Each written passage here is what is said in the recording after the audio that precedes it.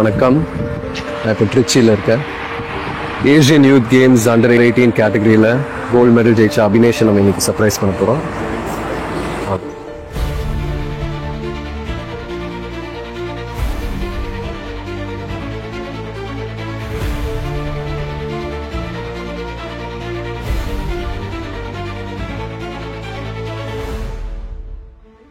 பஹ்ரைன்ல சமீபத்தில் நடந்த 3வது ஆசிய இளைஞர் விளையாட்டு போட்டிகளில் இந்தியாவுக்கு பெருமை சேர்க்கிற விதமா அண்டர் 18 கபடி மேட்ச்ல ஆண்கள் மற்றும் பெண்கள்னு 2 பிரிவினரும் தங்கம் வென்று புகழ சேர்த்தாங்க. அந்த வகையில இந்திய அணியில தமிழ்நாடு சார்பா கலந்துகிட்ட கார்த்திகா மற்றும் அபினேஷை மக்கள் பலரும் பாராட்டிட்டு வராங்க. அரசியல் தலைவர்களும் அவங்கள நேர்ல சந்திச்சு வாழ்த்தி ஊக்கத்தொகையையும் வழங்கிட்டு வராங்க. அதே மாதிரி திரைத்துறையினரும் இவங்களை சந்திச்சு பாராட்டிட்டு வராங்க.